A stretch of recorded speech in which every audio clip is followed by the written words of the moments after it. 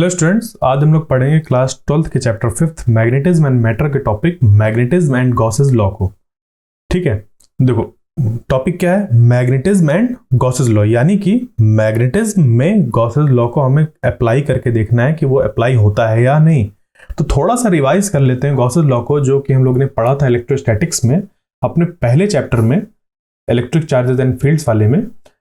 वहां पर हम लोग ने ये पढ़ा था कि अगर हमारे पास एक चार्ज है, अब ये एक चार्ज दो चीजें रिप्रेजेंट कर सकता है, या तो एक सिंगल चार्ज को या तो एक कॉन्फ़िगरेशन ऑफ चार्ज के नेट चार्ज को, ठीक है, टोटल चार्ज को, जो कि यहां पर कुछ ऐसा लिख सकते हैं कि Q1 plus Q2 plus Q3 dot dot dot Qn, यानी कि एल्जेब्रिक सम, ठीक है, जो इसकी बेसिक प्रॉपर्टी होती है चार्जेस की। यहां पर इसको हमने रिप्रेजेंट किया, यानी कि ये एक सिंगल चार्ज भी हो सकता है या कई ढेर सारे चार्जेस का एक रिजल्टेंट जो चार्ज होगा यहां पर, उसको भी रिप्रेजेंट कर सकता है। इसके चारों तरफ अगर हम लोग एक क्लोज्ड सरफेस ड्रॉ कर दें, अब वो क्लोज्ड सरफेस कैसी भी हो सकती है, ठीक है, क्लोज्ड सरफेस की बात करिए हम लोग, क्लोज्ड सरफेस इसके चारों तरफ ड्रॉ कर दें, तो इस चार्ज से निकलने वाला जो फ्लक्स होता है, क्या होता है, टोटल फ्लक्स। इस चार्ज से निकलने वाला टोटल फ्लक्स, या यूं कहें कि इस गॉसियन सरफेस से जो कि ड्रॉ की जाती है, इससे निकलने वाला जो टोटल फ्लक्स होता है वो कैसा होता है, बराबर होता है Q enclosed divided by epsilon not के। यानी कि ये चार्ज है इस सरफेस के अंदर, एक क्लोज्ड सरफेस के अंदर, ये सरफेस कैसी है, क्लोज्ड है, इस क्लोज्ड सरफेस के अंदर रखा हुआ एक चार्ज। अब वो चार्ज ये भी हो सकता है या सिंगल चार्ज भी हो सकता है। तो गॉसेस लॉ ये कहता है कि जो टोटल टोटल इलेक्ट्रिक फ्लक्स होगा वो बराबर होगा Q enclosed bye epsilon not, यानी कि सिंपली यहां से निकलने वाला टोटल फ्लक्स बराबर हो जाएगा Q एनक्लोज्ड, जो भी यहां अंदर चार्ज मौजूद है, ठीक है। इसको Q एनक्लोज्ड अगर नाम देना हो तो हम इसको दे सकते हैं Q एनक्लोज्ड, और ये बराबर हो जाएगा किसके, Q enclosed divided by epsilon not बराबर हो जाएगा फाई, टोटल फ्लक्स जो भी यहां से इस सरफेस से पास हो रहा होगा। अब ये जो सरफेस है हम लोग की क्लोज सरफेस, ये किसी भी शेप की हो सकती है, तो हम लोग इसको क्या कर लेते हैं, एक स्फेरिकल शेप की मान लेते हैं, जिससे कि हमें इलेक्ट्रिक फील्ड कैलकुलेट करना आसान हो जाती है सिमेट्रिकल सरफेस होने की वजह से, ठीक है। ये हम लोग गॉसेस लॉ में पढ़े थे। तो फिर जब एक ऐसा स्फेरिकल सरफेस बना लेते हैं, उस केस में फिर हम लोग इस फाई को रिप्रेजेंट कर देते हैं ऐसे, E A cos theta is equal to Q enclose divided by epsilon naught, ठीक है, क्लियर।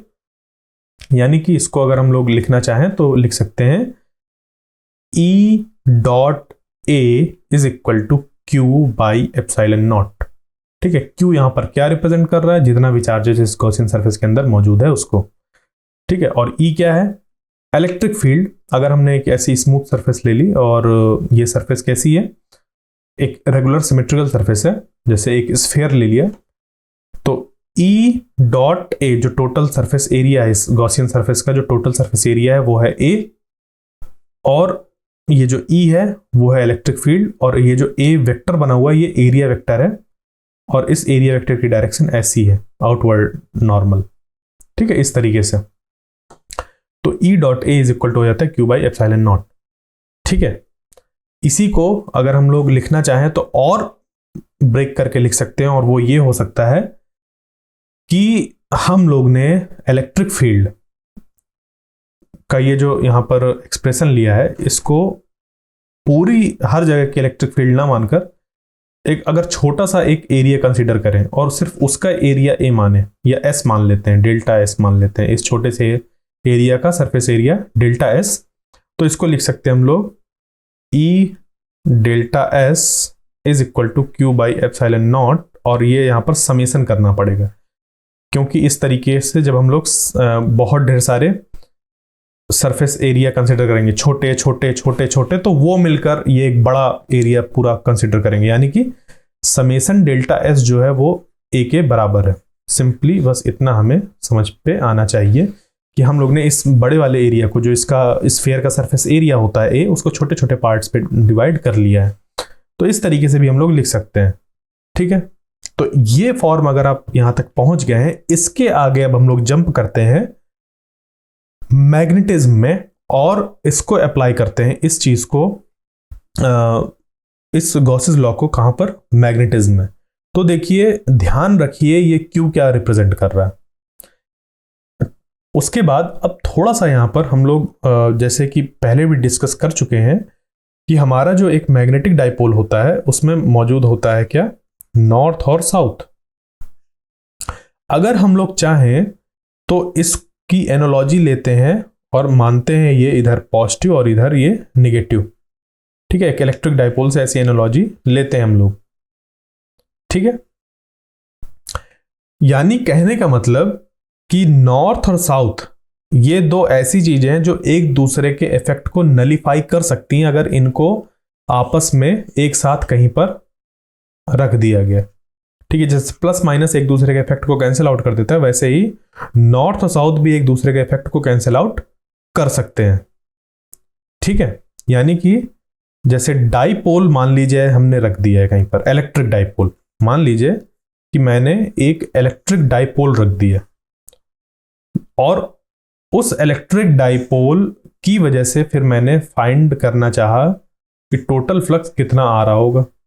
तो देखो, इस गॉसियन सरफेस से अगर हमें टोटल फ्लक्स पता करना है तो simply phi is equal to हो जाएगा Q enclosed divided by epsilon naught. अब क्यू एनक्लोज्ड यहां पर कितना है टोटल, ये पॉजिटिव और ये नेगेटिव, और ये दोनों इक्वल होते हैं बट अपोजिट होते हैं, तो क्यू प्लस माइनस क्यू ऐसे तो टोटल निकलेगा डिवाइडेड बाई एप्सिलॉन नॉट। ये हो गया जीरो, तो जीरो बाई एप्सिलॉन नॉट हो गया कितना, जीरो।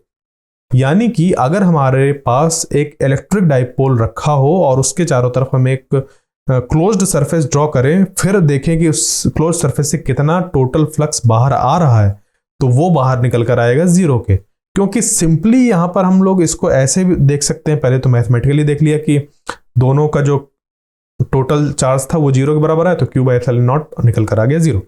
बट इसको ऐसे भी समझा जा सकता है कि इस प्लस की वजह से जो फ्लक्स है वो बाहर ऐसे निकल रहा होगा, इस प्लस की वजह से फ्लक्स बाहर निकल रहा होगा।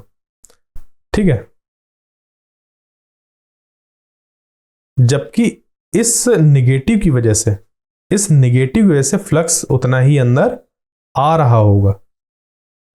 यानी कि जितना फ्लक्स इससे बाहर जा रहा है इस पॉजिटिव वजह से, उतना ही फ्लक्स अंदर आ रहा है, जिसकी वजह से हुआ क्या कि यहां पर जो नेट फ्लक्स का एक्सचेंज है वो कितना हो गया, जीरो हो गया। यानी कि जितना फ्लक्स अंदर आ रहा है उतना ही फ्लक्स बाहर जा रहा है, जिसकी वजह से जो नेट फ्लक्स हो गया इस सरफेस को क्रॉस करने वाला वो हो गया जीरो। यानी कि सिंपली आप ऐसा समझिए कि एक दरवाजा है और उस दरवाजे से अगर दो लोग एक कमरे के अंदर जा रहे हैं, ठीक है, मान लीजिए ऐसा ये कमरा है और उस कमरे के अंदर दो लोग क्या कर रहे हैं, अंदर जा रहे हैं, ये दरवाजा, दो लोग अंदर गए, दो लोग बाहर निकल गए, तो कमरे के अंदर जितने लोग थे उतने ही तो रहेंगे। ठीक है, इस सरफेस से दो लोग, इस दरवाजे से दो लोग अंदर गए, दो लोग बाहर गए, तो कोई फर्क ही नहीं पड़ा। जो नेट मूवमेंट था लोगों का वो कितना हो गया, जीरो। क्योंकि मान लो ऐसा होता कि बाहर तीन लोग जाते अंदर दो लोग आते, तो हम लोग ये कहते हैं कि जो नेट मूवमेंट था वो ये था कि एक व्यक्ति बाहर गया। जबकि यहां पर हुआ क्या कि दो अंदर गए दो बाहर निकल गए। अरे भाई, दो अंदर गए दो बाहर गए, तो फर्क क्या पड़ा, कुछ नहीं। तो सेम चीज है यहां पर कि जितना फ्लक्स बाहर निकल रहा है उतना ही फ्लक्स अंदर आ रहा है। तो कोई यहां पर फ्लक्स, जो नेट फ्लक्स का चेंज है यहां पर हमें देखने को ही नहीं मिला। तो फ्लक्स हमें समझ पे नहीं आया कि बाहर निकला। ऐसा लगता है जैसे यहां से इस सरफेस से फ्लक्स जीरो पास हो रहा हो।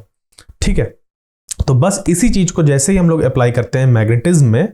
अब क्योंकि हम लोग ने ये देखा कि मैग्नेटिज्म में जो मैग्नेट्स होते हैं उसमें नॉर्थ और साउथ हमेशा मौजूद होते हैं, तो इस पे अगर हम एक गॉसियन सरफेस ऐसे ड्रॉ करें इसके चारों तरफ, तो हम लोग क्या देखेंगे कि जितना फ्लक्स इस नॉर्थ पोल से बाहर निकल रहा है, जितना फ्लक्स बाहर निकल रहा है उतना ही फ्लक्स इस साउथ पोल की वजह से एंटर करेगा, इस साउथ पोल की वजह से एंटर करेगा। तो होगा क्या, यहां पर जो नेट फ्लक्स होगा वो भी कितना हो जाएगा, 0 हो जाएगा। यानी कि अगर हम लोग इसको charge enclosed bye epsilon not देखें तो चार्ज कितना हो गया, 0।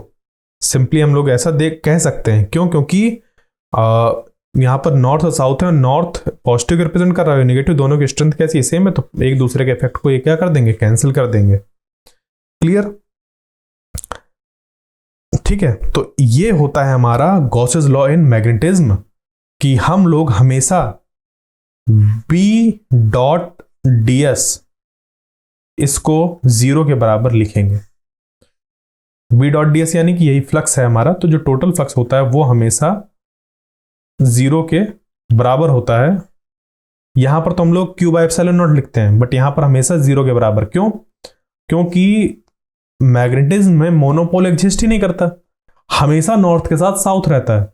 जब हमेशा नॉर्थ के साथ साउथ रहेगा या साउथ के साथ हमेशा नॉर्थ रहेगा, तो जितना मैग्नेटिक फील्ड हमारी क्या होगी, बाहर निकलेगी, उतनी मैग्नेटिक फील्ड एंटर करेगी। तो गॉसियन सरफेस कैसी भी ड्रॉ करो, उससे निकलने वाला फ्लक्स और एंटर करने वाला फ्लक्स सेम हो जाएगा, जिसकी वजह से फ्लक्स हमारा ऐसा लगेगा कि यहां से कोई पास ही नहीं हो रहा, यानी कि जो फ्लक्स है वो हमारा 0 हो जाएगा। ठीक है, नेट फ्लक्स जो हो जाएगा वो हमारा, नेट फ्लक्स पासिंग इस गॉसियन सरफेस से वो 0 हो जाएगा। क्लियर, तो यही हमारा होता है Gauss's law in magnetism. Clear, बात समझ पे आई? तो ये जो हमारा एक्सप्रेशन निकल कर आया, ये हमारा हो गया गॉसेस लॉ इन मैग्नेटिज्म। तो किसी भी क्लोज सरफेस के लिए जो मैग्नेटिक फ्लक्स होता है, magnetic flux through any close surface is 0। ठीक है, phi B is equal to 0, यानी कि summation B dot delta S is equal to 0। ठीक है, यानी कि अगर हमारे पास एक कोई क्लोज सरफेस है, उस पर हम लोग ने एक डाइपोल, अब चाहे अंदर रखा हो चाहे बाहर रखा हो, उस केस पे भी वही होगा कि इस सरफेस से हमेशा पास होने वाला जो फ्लक्स होगा वो हमेशा 0 होगा। जो टोटल फ्लक्स इससे पास होने वाला होगा वो कितना होगा, 0 होगा। ठीक है, क्लियर। अब इलेक्ट्रिक फील्ड लाइंस क्या होती हैं? इलेक्ट्रिक फील्ड लाइंस किसी जगह पर हमारी ओरिजिनेट करती हैं और कहीं पर जाके टर्मिनेट करती हैं, जबकि मैग्नेटिक फील्ड के साथ ऐसा नहीं होता है। तो इस वजह से क्या करते हैं हम लोग, हमेशा ये देखते हैं कि मैग्नेटिज्म में ये गॉसेस लॉ होता है और यहां पर हमारे मोनोपोल एग्जिस्ट नहीं करते हैं, जबकि इलेक्ट्रोस्टैटिक्स में मोनोपोल एग्जिस्ट करते हैं। तभी हमारा इलेक्ट्रोस्टैटिक्स में जो गॉसेस लॉ होता है वो ये निकल कर आता है, क्योंकि एक चार्ज भी हो सकता है तो उसकी वैल्यू यहां पर होगी, जबकि मैग्नेटिज्म में हमेशा नॉर्थ और साउथ एक साथ ही होते हैं। तो जब नॉर्थ और साउथ एक साथ होते हैं तो ये जो हमारा है बी डॉट डेल्टा एस या बी डॉट एस इसको लिखें, या फिर इसको इस तरीके से भी लिख सकते हैं बी डॉट डेल्टा एस, ये हमेशा 0 के बराबर होता है। यानी कि ये गॉसेस लॉ ये भी बताता है, गॉसेस लॉ इन मैग्नेटिज्म ये भी बताता है कि हम कभी भी मैग्नेटिक मोनोपोल्स फॉर्म नहीं कर सकते, ये मोनोपोल्स कभी भी एग्जिस्ट नहीं करता।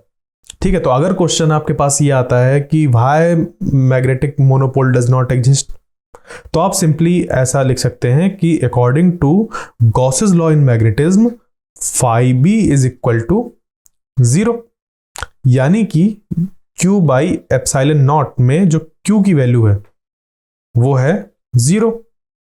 ठीक है, तो Q अगर हमें 0 है तो यानी कि इसको लिखा जाएगा इस Q को plus Q plus minus Q, यानी कि इन दोनों की स्ट्रेंथ एक दूसरे कैसी है, इक्वल एंड अपोजिट। तो हमेशा यहां पर डाइपोल ही एग्जिस्ट करेंगे, इसी वजह से यहां पर ये ऐसा 0 के बराबर आता है। तो आप सिंपली इसको लिख सकते हैं कि phi B equal to 0, it states that magnetic monopole does not exist. ठीक है, और हम लोग ये जानते हैं कि जो मैग्नेटिक फेनोमेना होता है वो सब का सब किसकी वजह से होता है, मैग्नेटिक डाइपोल्स की वजह से, जो कि फॉर्म होते हैं करंट लूप्स की वजह से। ठीक है, तो ये सारी चीजें हमारी आ जाती हैं किसके अंदर, कि जो हमारा मैग्नेटिज्म है वो किस तरीके से गॉसेस लॉ को अपने साथ इनकॉर्पोरेट करता है। तो ये जो एक्सप्रेशन है ये पूरा हमारा है मैग्नेटिज्म में गॉसेस लॉ। तो गॉसेस लॉ इन मैग्नेटिज्म का एक्सप्रेशन ये हो गया हमारे पास। क्लियर। अब एक एग्जांपल को सॉल्व करते हैं और देखते हैं कि कहां पर हमारे पास जो मैग्नेटिक फील्ड लाइंस हैं वो सही दी हुई हैं। ठीक है, एक बात है कि यहां पर ये जो डायग्राम है इसमें मैग्नेटिक फील्ड लाइंस के साथ साथ हमारी इलेक्ट्रिक फील्ड लाइंस भी हो सकती हैं। वो इलेक्ट्रिक फील्ड लाइंस तो सही हो सकती हैं, बट हमें बताना है कि मैग्नेटिक फील्ड लाइंस कौन सी हैं और वो किस चीज की हैं। ठीक है, इस एग्जांपल को सॉल्व करते हैं। तो देखिए, सबसे पहला यहां पर हमें दिया हुआ है ऐसा, फिर ऐसा, फिर ये। तो इनमें अगर हम बात करें, ठीक है, तो देखो ये जो पहला कॉन्फ़िगरेशन है ये मैग्नेटिक फील्ड को रिप्रेजेंट नहीं कर रहा। क्यों नहीं कर रहा? क्योंकि हम जानते हैं मैग्नेटिक फील्ड लाइंस हमेशा एक लूप को फॉर्म करती हैं। जैसे कि हम यहां पर देख पा रहे हैं, ये एक बार मैग्नेट है, या हम लोग कहें इसको सोलेनॉइड बोल सकते हैं, बट सोलेनॉइड नहीं कहेंगे क्योंकि यहां पर वायर्स मौजूद नहीं है, ऐसे करंट लूप्स मौजूद नहीं है।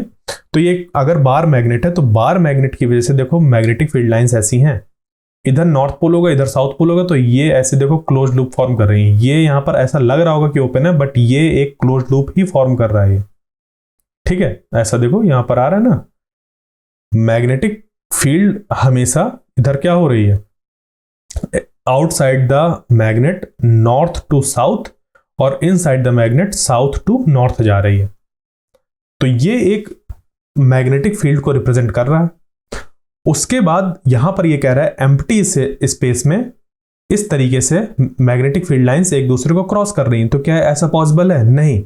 मैग्नेटिक फील्ड लाइंस कभी भी किसी भी जगह पर एक दूसरे को इंटरसेक्ट नहीं कर सकती, क्योंकि अगर उन्होंने एक दूसरे को इंटरसेक्ट कर दिया तो फिर इस पॉइंट पर मैग्नेटिक फील्ड की दो डायरेक्शन हो जाएगी। ध्यान दीजिएगा, मैंने एक शब्द बोला मैग्नेटिक फील्ड लाइंस और दूसरा बोला मैग्नेटिक फील्ड। ठीक है, तो दो मैग्नेटिक फील्ड लाइंस इंटरसेक्ट नहीं कर सकती, क्योंकि अगर कर देती तो इस जगह पर मैग्नेटिक फील्ड की दो डायरेक्शन हो जाती, जो कि पॉसिबल नहीं है, क्योंकि मैग्नेटिक फील्ड फॉलो करता है सुपरपोजिशन प्रिंसिपल, जो कि हमें यह बताता है कि अगर यहां पर मल्टीपल सोर्सेज हैं मैग्नेटिक फील्ड के, तो किसी भी पॉइंट पर जो मैग्नेटिक फील्ड होगी वो रिजल्टेंट होगी सभी के सभी मैग्नेटिक फील्ड की वजह से, यानी कि उनका वेक्टर सम हमें करना पड़ेगा किसी भी जगह पर मैग्नेटिक फील्ड को फाइंड करने के लिए। तो मैग्नेटिक फील्ड किसी भी जगह पर जो होगा उसकी डायरेक्शन हमेशा एक ही होगी, और मैग्नेटिक फील्ड लाइंस अगर कहीं पर क्रॉस कर गई, यानी कि वो मैग्नेटिक फील्ड लाइन जो है फिर वो दो डायरेक्शन को शो करेंगी, जो कि मैग्नेटिक फील्ड कभी ऐसी होती ही नहीं है। तो ये भी हमारी मैग्नेटिक फील्ड को रिप्रेजेंट नहीं कर रही, और ना ही ये इलेक्ट्रिक फील्ड को रिप्रेजेंट कर रही है। ये वाला जो है ये तो इलेक्ट्रिक फील्ड को रिप्रेजेंट कर रहा है। ठीक है, एक स्ट्रेट कंडक्टर की वजह से इलेक्ट्रिक फील्ड है ये। ठीक है, एक लीनियर चार्ज डेंसिटी की वजह से यहां पर ये इलेक्ट्रिक फील्ड है, जबकि ये ना तो इलेक्ट्रिक फील्ड है ना तो मैग्नेटिक फील्ड। उसके बाद अब देखिए जो अगला हमारा कॉन्फ़िगरेशन है वो क्या है, यहां पर एक इस तरीके से दिख रहा है कि जो मैग्नेटिक जो यहां पर फील्ड लाइंस है, अभी ये मैग्नेटिक है या इलेक्ट्रिक वो देखना है। तो ये जो फील्ड लाइंस है देखो इस जगह से ओरिजिनेट हो रही हैं और इधर टर्मिनेट हो रही हैं। देखो यहां से ये निकली और इधर आके टर्मिनेट हो गई, यहां पर भी ये इधर से निकली इधर आके टर्मिनेट हो गई। ये देखो ये इधर से आई इधर टर्मिनेट हो गई, ये इधर से ओरिजिनेट हुई इधर आके टर्मिनेट हो गई। यानी कि यहां पर हमें क्या मिल रहा है, ओरिजिनेशन पॉइंट और टर्मिनेशन पॉइंट, यानी कि ये मैग्नेटिक फील्ड नहीं हो सकती। मैग्नेटिक फील्ड में कभी भी हमें ओरिजिनेशन और टर्मिनेशन पॉइंट नहीं मिलेगा, ना तो ओरिजिन होगा ना तो हमें टर्मिनेटिंग पॉइंट मिलेगा। देखो यहां पर कंप्लीट ऐसा कंप्लीट लूप फॉर्म हो रहा है, एक क्लोज लूप फॉर्म हो रहा है। नहीं बता सकते कहां से स्टार्ट हो रहा है कहां से एंड हो रहा है, जबकि हम यहां पर बता सकते हैं कि यहां से स्टार्ट हो रहा है और यहां पर जाके एंड हो रहा है, यहां से स्टार्ट हो रहा है और ये जाकर यहां पर एंड हो रहा है। तो ये इलेक्ट्रिक फील्ड लाइंस को रिप्रेजेंट कर रहा है, ये मैग्नेटिक फील्ड को रिप्रेजेंट नहीं कर रहा है। ठीक है, उसके बाद अब हम लोग देखते हैं इसको तो यहां पर देखिए, ये जो मैग्नेटिक फील्ड यहां पर बनी हुई है, ये एक्चुअली टोरॉइड की मैग्नेटिक फील्ड है, ठीक है, क्योंकि ये जो ऐसा डॉटेड डॉटेड डॉटेड डॉटेड ऐसे दिखाई दे रहा है, ये क्या है, ये हमारे टोरॉइड है, और इस टोरॉइड के अंदर मैग्नेटिक फील्ड लाइंस ऐसे बनी हुई है, देखो एक क्लोज लूप बना हुआ है। तो ये मैग्नेटिक फील्ड लाइंस को यहाँ पर रिप्रेजेंट कर रहा है।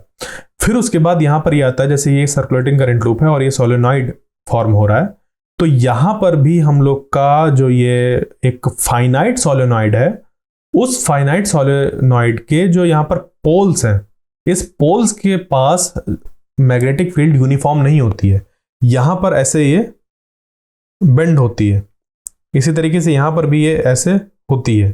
तो पोल्स के पास जो मैग्नेटिक फील्ड का कॉन्फ़िगरेशन है वो यहाँ पर गलत है, इस वजह से ये भी हमारी मैग्नेटिक फील्ड को रिप्रेजेंट नहीं कर रही। सिमिलरली यहाँ पर अगर ये एक हमारा मैग्नेट है, तो पोल्स के पास इस जगह पर थोड़ा सा मैग्नेटिक फील्ड ऐसी होगी, कर्व्ड होगी, इस वजह से यहां पर भी ये मैग्नेटिक फील्ड को रिप्रेजेंट नहीं कर रहा। तो सिर्फ मैग्नेटिक फील्ड को दो ही कॉन्फ़िगरेशन रिप्रेजेंट कर रहे हैं, कौन कौन से, एक तो ये, दूसरा ये हमारा एक बार मैग्नेट है, और दूसरा ये जो सी वाला है, ये एक टोरॉइड की मैग्नेटिक फील्ड लाइंस है। बाकी ये जो है, ये एक स्ट्रेट कंडक्टर की वजह से, पॉजिटिवली चार्ज स्ट्रेट कंडक्टर की वजह से इलेक्ट्रिक फील्ड है।